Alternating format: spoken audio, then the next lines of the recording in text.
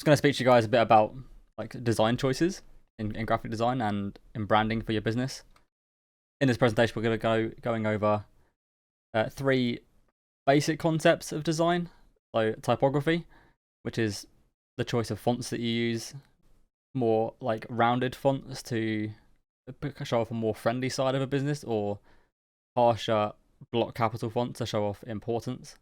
Going to be going over color and space. So colors are super important to making you feel things. So for example, red is an important color. It diverts you to look at it first. For example, when you get an email and you get a little red flag because it's important. And similarly to color, space or like negative space is also important because it helps not clutter up a design. It helps your eye read the design correctly, which leads on to hierarchy, which is it gives you the reader a clear path to follow when you're looking at a certain design or an advert or a logo or any kind of artwork. So why is typography such an important concept? Be it legibility to evoke an emotion and brand identity. Good typography can establish a strong visual hierarchy, provide balance, and set a product's overall tone. Typography has a strong effect on the way that users digest and perceive the information written in text. So if you had like a big body of text, you wouldn't want to read a really fancy font because your eyes would you'd strain your eyes trying to focus on what you're trying to read. So you want a basic, easily legible letters. An eye-catching type is much more engaging than poor font choices that don't reinforce the message of the text. So you wouldn't want really subtle, skinny typeface if you're trying to convey like a really important short message, because it would lead your eyes away from it to something else. On typefaces and fonts, there are four main classifications. So you've got serif type styles. In typography, a serif is the small extra stroke found at the end of a main vertical and horizontal strokes of some letters. So it's the little. So if you look at the L in the last word letters, it's the little line at the bottom that makes it look like it's standing up. You'd use that in like older bodies of text, like books or older newspapers. So that's serif. The little line's called a serif. So then sans serif is a font that doesn't have the serif. They tend to have less stroke width variation than serif typefaces, which means the gaps in between the letters are more regular. They're often used to convey simplicity and more modern text. And then you've got script styles, which are more handwritten, give a more personal touch to a body of text.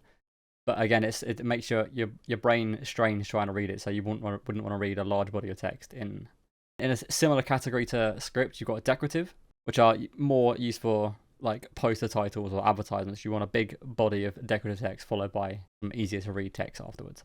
So I'm going to dive into each of them a little bit now. So the serif typeface are considered to be formal and traditional, like I say, used in books or magazines due to their perceived readability. They tend to be less common when viewing content online, as on some devices, serif fonts can become more difficult to read the smaller it gets.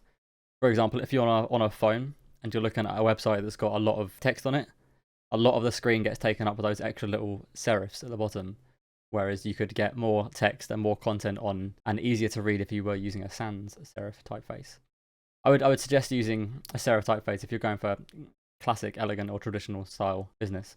And following that, the sans serif typeface provides, like I say, a more modern and clean look. It's very common to see sans serif fonts used for things such as social media or digital advertisements or content produced for children, because the legibility of the words is generally a lot more consistent between all sans serif fonts.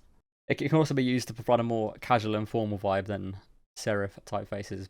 So here I've thrown script and decorative fonts into the same category because you wouldn't use them for large bodies of text ever, really.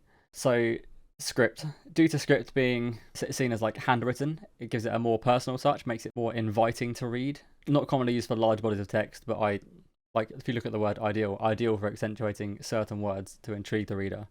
It draws your eye to that sort of word. Obviously the color helps there as well, but it's just something different that makes your eyes want to read it. So it's good for like I say, accentuating certain parts of text to give it a more personal touch. And then following from that, decorative fonts. So the font I've used there is, I think it's called Rampart 1. So fonts like this are great for catching the eye and piquing interest. So you want it right at the top, and then you can follow on from that with a more simple font, like I've used on this body of text here. You see decorative, and then you want to read more because it's interesting. But yeah, again, you wouldn't want to use a decorative font for a large body of text because the reader will lose focus and lose interest and won't be taking in the information that's written down.